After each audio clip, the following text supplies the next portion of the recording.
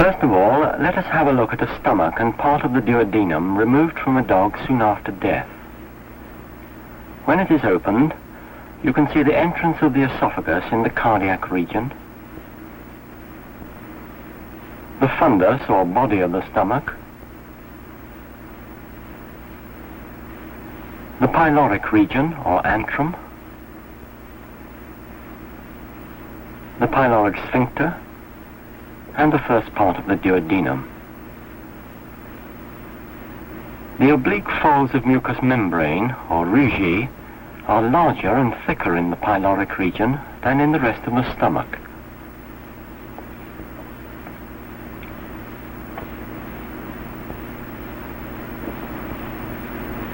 The muscular wall is stronger in the pyloric antrum than elsewhere.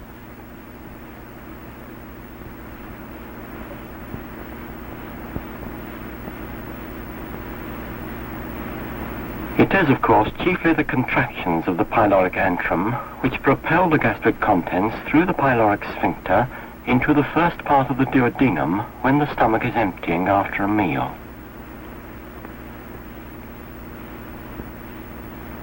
When a meal is eaten, the secretion of gastric juice begins in a few minutes, and at the same time, gentle contractions, like those you see here, begin to pass over the stomach towards the pylorus. They mix the food with the gastric juice and propel some of the stomach contents at intervals into the duodenum. Under general anesthesia, as in this dog, the stomach is usually quiescent, and the waves you see here were excited by the intravenous injection of carbachol, a drug which mimics the action of acetylcholine, the substance liberated at the endings of the vagus. The vagus supplies the gastric muscle and glands by way of the plexuses of Auerbach and Meissner present in the wall of the stomach.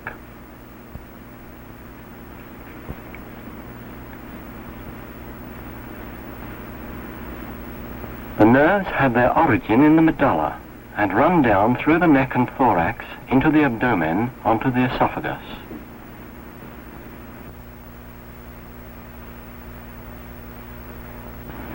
In the mucosa which lines the stomach are the gastric glands, which are of simple tubular form and contain 3 varieties of secretory cells, the proportions of which vary in different regions. In the pyloric region, only one of these types of cell is present, the mucus cell. The juice from this part of the stomach is faintly alkaline and contains a good deal of mucus. In the remainder of the stomach, the mucous cells are confined to the upper part of the glands, and in the deeper part, 2 other types of cell are found.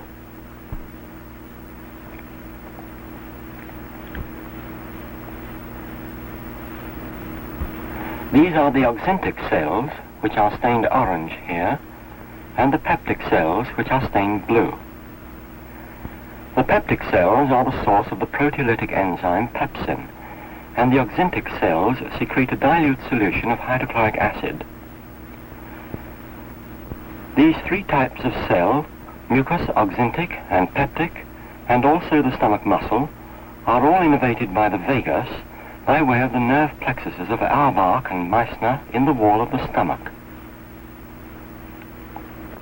When the vagus is stimulated, as it is for instance by eating a meal, the nerve impulses are relayed to the gland cells by way of the intramural plexuses and excite secretion. However, the gastric glands may also be stimulated in quite a different manner, namely by substances carried to them in the blood coming from other parts of the body. These substances are known as humoral agents or hormones, and you will see later that after a meal they are liberated from part of the stomach itself and also from the small intestine. The glands are thus excited to secrete after a meal by a combination of nervous and humoral influences. When secretion occurs, the peptic cells discharge their granules of pepsinogen into the lumen of the tubule, where they dissolve in the dilute hydrochloric acid being poured out at the same time by the oxyntic cells. The pepsinogen is changed by the acid into the proteolytic enzyme pepsin, and mucus is added nearer to the surface of the mucosa by the mucus cells in the neck of the glands. This mixture of acid, enzyme, and mucus constitutes the gastric juice.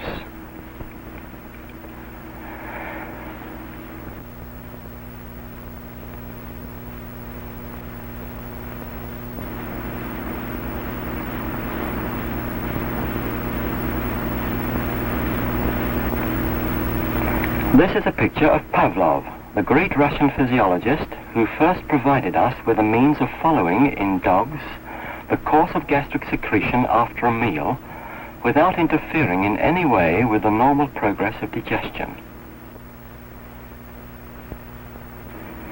In his famous book, The Work of the Digestive Glands, he described the surgical operation on a dog by which a miniature stomach or pouch may be created.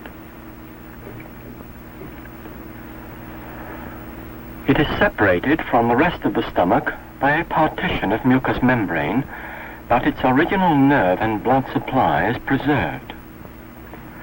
When the dog has recovered from the operation and is fed, the pouch secretes in a manner closely similar to the rest of the stomach, because it is subject to the same nervous and humoral influences, and its secretion may be drained to the surface of the body for collection and measurement. This is the stomach of a dog in which a Pavlov pouch was made during life. The pouch is quite small compared with the rest of the stomach. You can see projecting from it at the end of the silver cannula, which passes through the body wall and enables us to collect the secretion.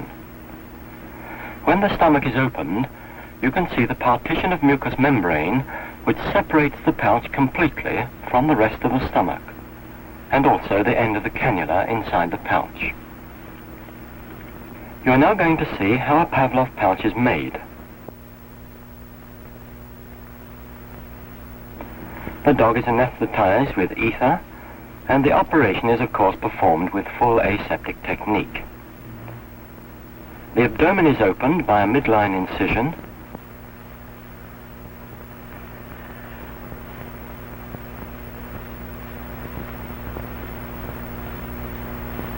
and a self-retaining retractor put in place.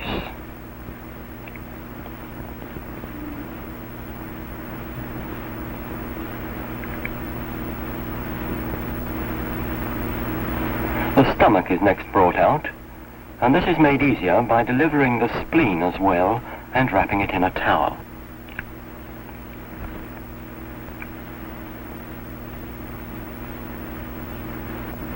Next, clamps are placed in position along the lesser curvature of the stomach and on the gastrosplenic vessels to cut off the blood supply during the operation.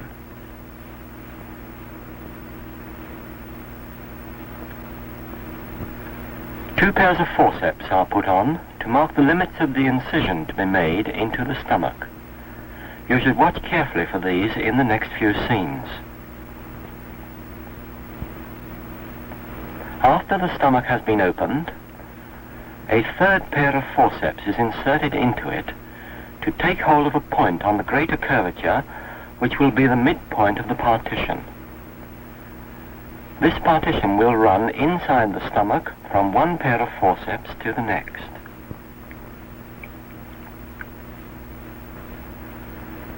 The stomach flap is now turned inside out so that the mucosa can be dissected along a line running from one forceps to the next.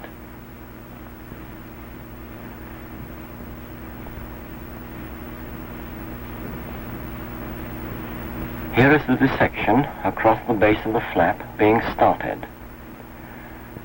You can see clearly the three pairs of forceps marking the line of the dissection.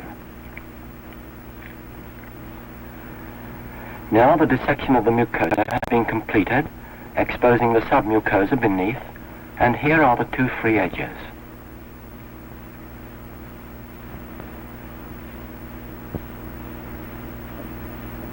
This is the edge of mucosa belonging to the main part of the stomach, and it is infolded by a continuous suture which starts at the forceps marking the midpoint of the dissected mucosa and therefore the midpoint of the partition.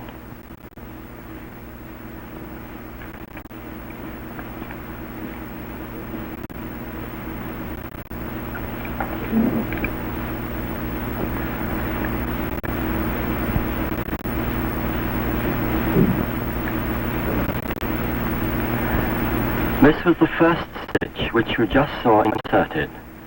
The suture has been continued along this line, nearly closing off the stomach. Now here is the edge of the pouch mucosa.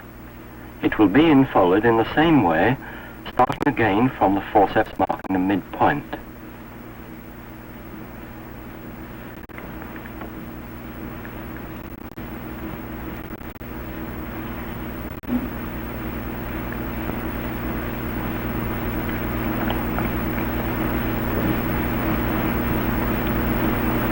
Here is the suture line as before, and now the pouch is taking shape.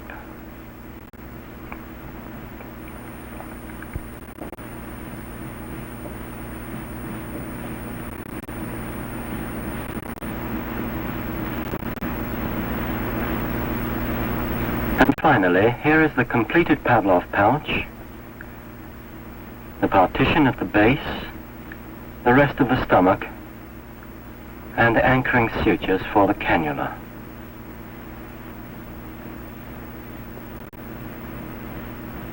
The stomach is returned to the abdomen and the incision closed around the stem of the cannula.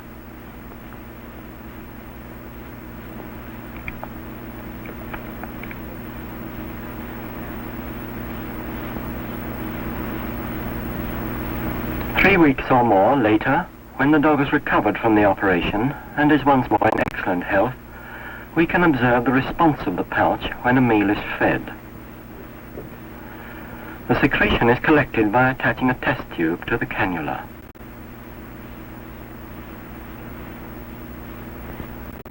The incision has now healed perfectly and the dog is not inconvenienced in any way.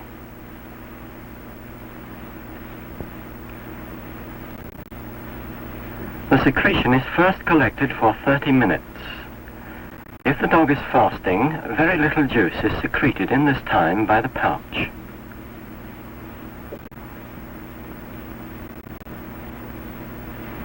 The tube is changed and its contents poured into the first of those in the rack.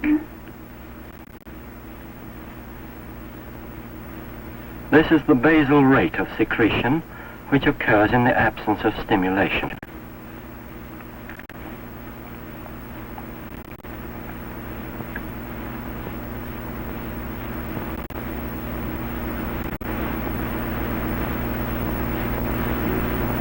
The dog is now offered a meal of meat, and after a moment or two of shyness, she eats readily.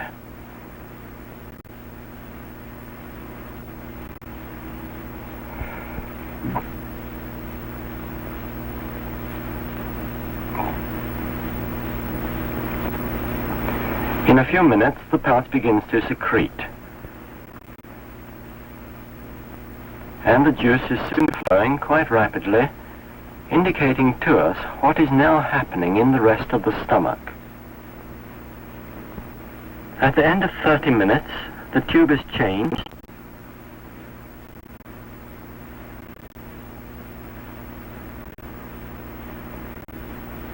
and its contents poured into the second tube in the rack.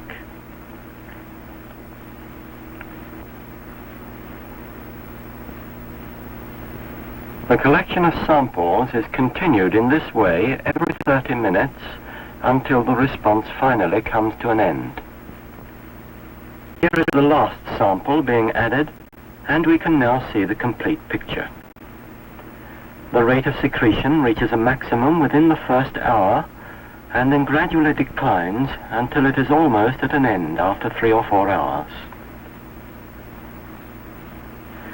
If we now subtract the amount of the basal secretion from all the samples, we are left with the response due to the meal itself, and we can represent this graphically for later use.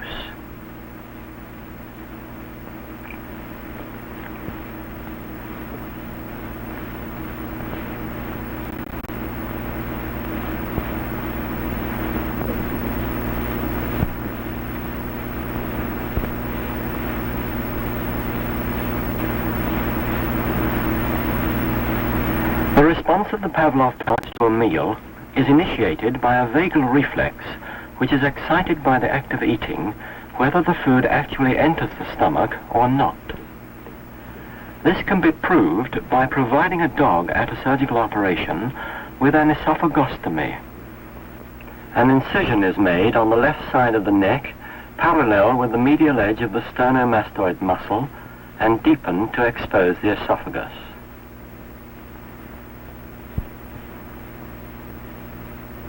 Here it is, lying beside the trachea and medial to the carotid artery and vagus nerve.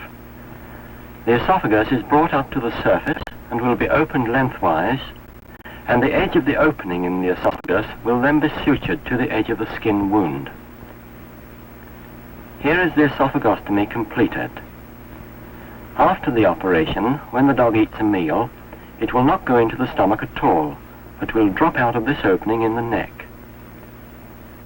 The dog cannot, of course, eat its food in the usual way now, so a large silver cannula is installed in the body of the stomach at the same operation.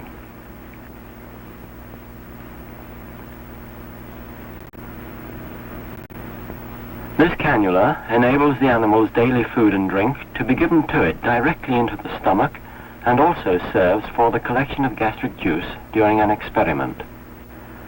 When the dog has recovered from this combined operation and eats a meal, it does not go into the stomach at all.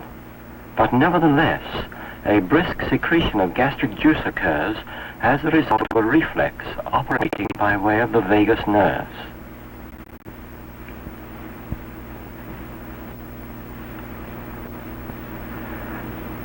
Here is the dog after the operation. It will now be sham-fed an ordinary meal of meat, and the secretion collected from the gastric cannula in the usual way. This reflex is easily inhibited by pain, fear, or excitement, and it varies a good deal in vigor in different dogs. It is a very important phase of the gastric response to a meal because it begins in a few minutes and ensures that digestion of the food starts promptly. Moreover, the mechanisms which cause secretion to continue long afterwards are set in operation by the products of digestion of the food by this reflex secretion.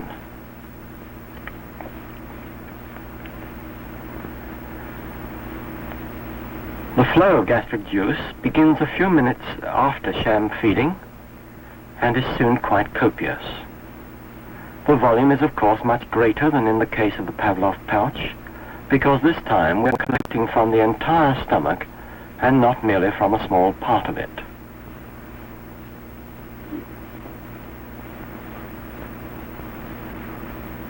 Samples are collected in the usual way every 15 minutes after sham feeding.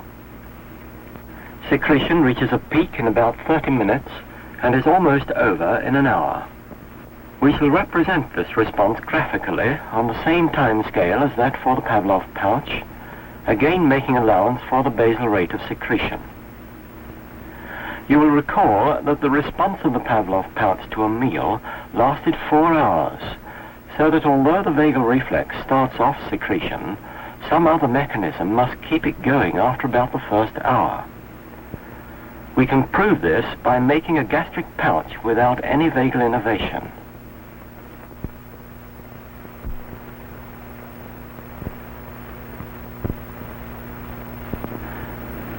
The stomach is completely divided between these two clamps, starting from a point on the greater curvature where the blood vessels have been tied.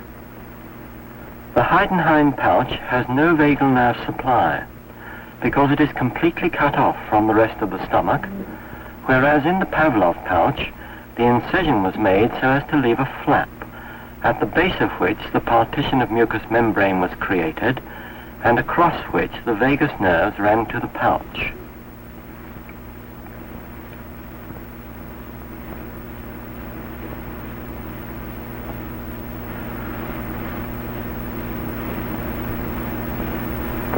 The portion of stomach to be the pouch is covered over and the main stomach closed first of all.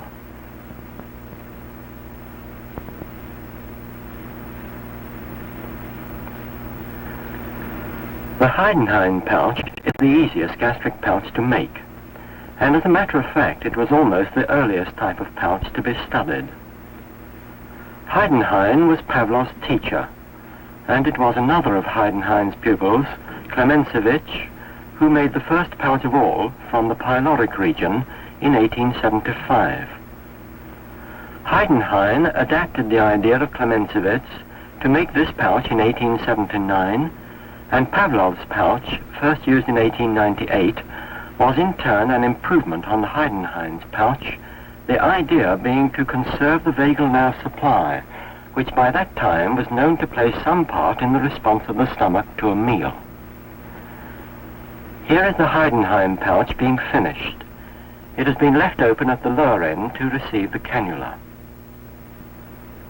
The Heidenhain pouch has no vagal nerve supply, so that if it responds to a meal, this must be the result of some other mechanism than the vagal reflex demonstrated by sham feeding. The complete pouch, with its cannula in place, is now returned to the abdomen and the incision closed around it. When the dog has recovered from the operation, we can feed it a meal and see how the pouch secretes.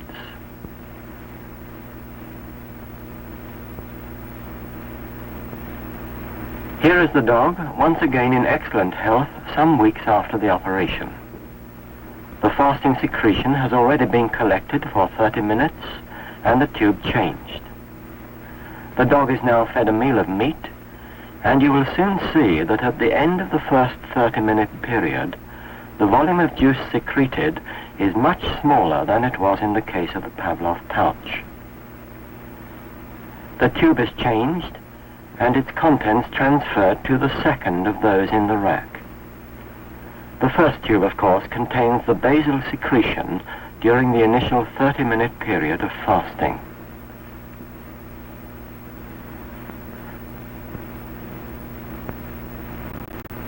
Here is the complete response in 30-minute periods.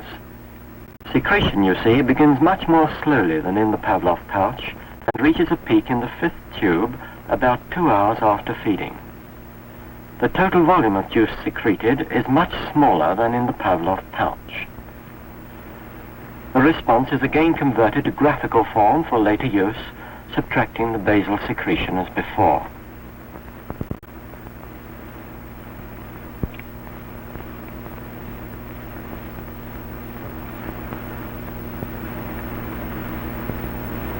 The response of the Heidenhain pouch to a meal and that of the intact stomach or Pavlov pouch after the vagal reflex has come to an end is chiefly due to humoral mechanisms. When a meal is eaten, the vagal reflex causes a prompt secretion of gastric juice which starts off digestion. The substances formed from the food cause a hormone, gastrin, to be liberated into the circulation from the pyloric region. This hormone is carried to the rest of the stomach and of course to a pouch if one is present, causing secretion to continue after the initial vagal reflex has itself come to an end. The gastric contents soon begin to pass into the duodenum, and they are there further digested by the pancreatic juice. Once again, the products of digestion give rise to a second humoral agent, which is carried in the bloodstream from the duodenum to the stomach and pouch, and further prolongs secretion. It is not yet clear whether this intestinal humoral agent, as it is called, is a hormone like gastrin, or whether the substance which enters the circulation is derived from the food itself. The later stages of gastric secretion after a meal are thus due chiefly to the successive and to some extent combined stimulation by these two humoral agents coming from the pyloric region and the duodenum.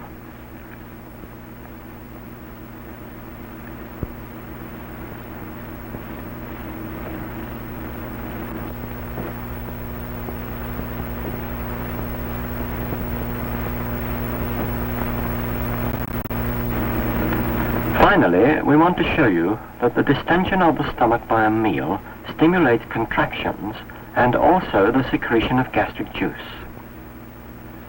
This dog has a large Pavlov pouch, and we're going to distend it with a balloon in the same way that the stomach is distended by a meal. Here is the balloon. It is connected by a thin rubber tube to a manometer containing a heavy liquid, bromoform, and there is a side tube leading to a syringe for inflating the balloon.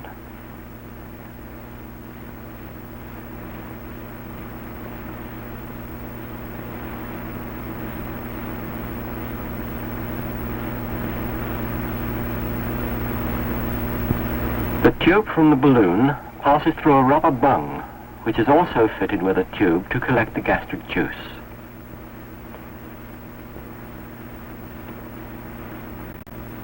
When the balloon is inflated by means of the syringe, as you see here, after having been introduced into the pouch, it will stimulate rhythmical contractions, which will be recorded on the smoke drum, and at the same time, the pouch will secrete some gastric juice.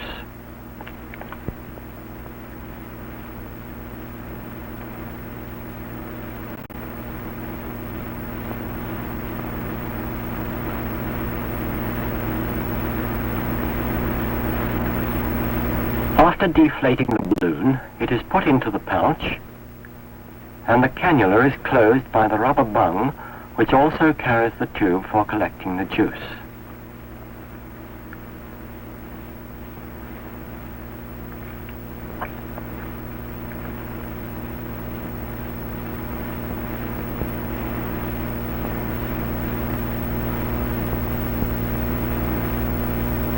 Finally, the balloon is inflated by injecting air from the syringe and then tapping the side tube. The level of the manometer rises, and soon regular gastric contractions are taking place. The small rapid waves are due to respiration. The large slow ones are the contractions of the pouch. At the end of 60 minutes, the contractions are still going strong. They would, in fact, continue for hours.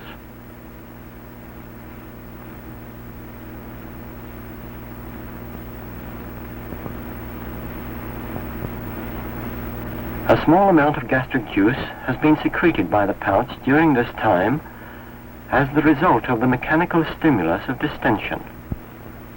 The mechanism is probably a local reflex in the plexuses of Auerbach and Meissner in the wall of the stomach, for the response can be prevented by applying a local anesthetic, such as cocaine, to the surface of the gastric mucosa before distension.